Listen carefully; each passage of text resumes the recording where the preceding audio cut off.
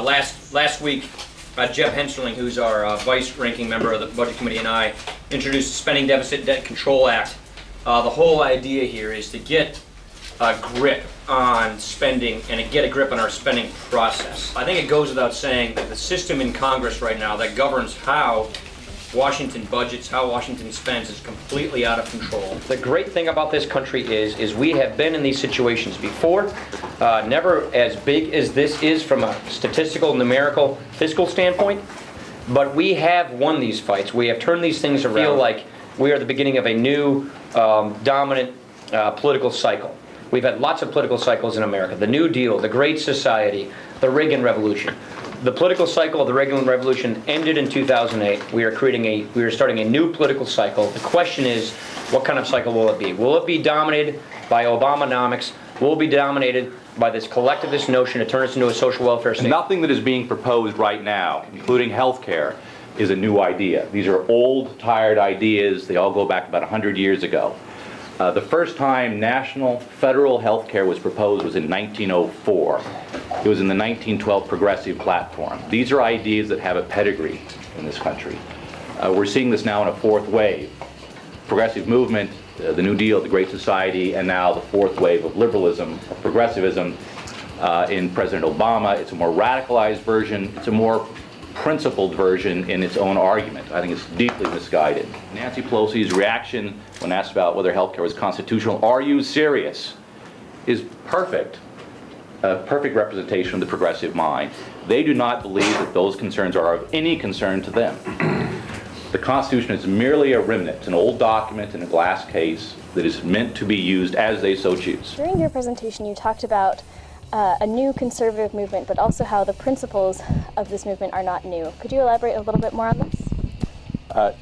Sure. I think it's important to understand that political movements turn on ideas. It's always been the case, and it's always that case in American history. You look at all of them, going back to Reagan, Franklin Roosevelt, Thomas Jefferson. You said that Americans have an inherent understanding of these ideas, an instinctive understanding is the word that you used. I'm interested to hear a little bit more about those. Sure, I meant that in a couple of ways. One is, it really is true. If you look at the demographics of what Americans believe, they believe they have rights, they believe the Constitution is important, they take the founders seriously, they don't like to see America being spoken down to or apologized for, right? They still have that sense of their kind of national pride, if you will, about the uniqueness of their country, and that's important. What role do public schools play in all of this? Unfortunately, right now, public schools don't play a very good role at all, in the sense that the American public school system is dominated by the progressive views of American history.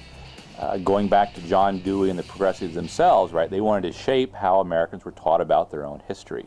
What we have done is to create the Global Museum on Communism. I asked, well, so what? What has the Cold War got to do with me? Well, this was a war which America participated for 46 years. It's the reason why we fought in Korea. It's the reason why we fought in Vietnam, fighting and opposing communism.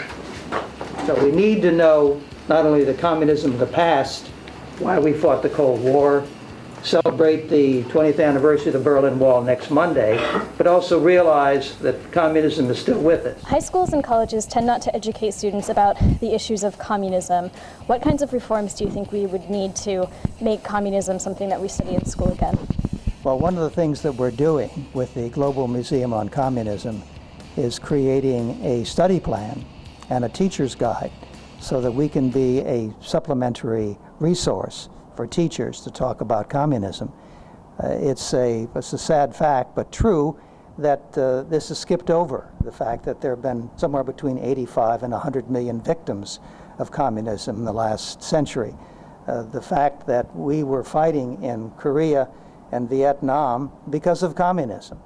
What number one thing would you inform students about regarding this issue? Well, I would say that the thing to remember about communism is it's not a political system or a social system or even an economic system, but it is a political system run by one party which imposes its will on all the people. So when people say that communism has never been tried, that's not true. It has been tried, and wherever it has been tried, it's failed and produced blood and terror in its wake.